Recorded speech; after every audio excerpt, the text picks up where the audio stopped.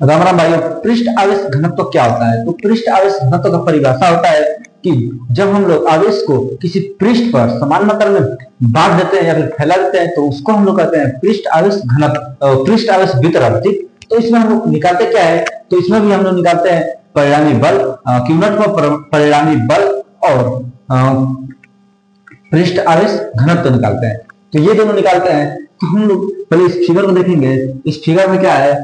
q0 भी है और यहाँ पर एक अल्पांक जो है यहाँ पर निकालना है पृष्ठ आवेश घनत्व, उसको अभी हमें निकालेंगे। तो पृष्ठ आवेश घनत्व निकालने के लिए हम लोग क्या करते हैं? पहले इसका सिंबल ले लेते हैं। इसका सिंबल होता है सिग्मा पृष्ठ आवेश घनत्व का। तो पृष्ठ आवेश घनत्व का होता है सिग्मा बराबर क्या हो जाएगा? dq, मतलब छोटे से हमारा यहाँ पर अल्पांश का हम लोग आवेश निकालते हैं तो dq लिख देते हैं और बटा ds इसलिए लिखे हैं क्योंकि यहाँ पर अल्पांश निकालने के लिए d के पास यस लिखते हैं। ठीक, कभी भी अल्पांश निकालते हैं तो एरिया निकालते हैं, अल्पांश का एरिया निकालते हैं तो हम लोग यहाँ पर यस लिखते हैं क्योंकि वो छोटा सा एरिया निकालना है और आर क्या हो जाएगा क्योंकि सदिश रूप में निकालना है।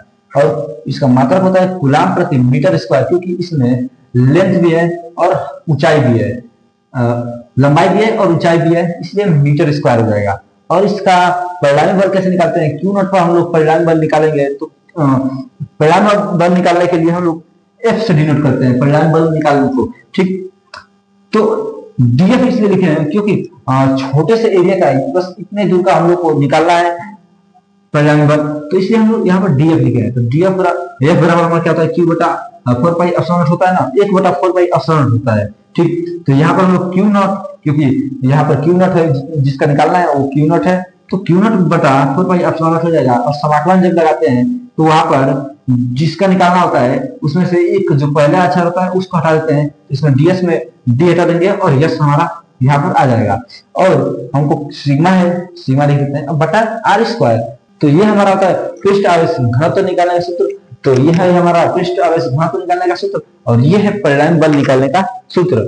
और पृष्ठ आवेश घनत्व और आयतन आवेश घनत्व और रेखीय आवेश घनत्व और रेखीय आवेश वितरण और पृष्ठ आवेश वितरण और आयतन आवेश वितरण और सतत आवेश वितरण, इन सब के बारे में एक वीडियो चाहिए तो हमारे चैनल पर वीडियो बनाकर अपलोड कर दिया गया। आप वहां पर जाकर अच्छे से एक्सप्लेन किया गया है, वहां पर आकर देख सकते हैं।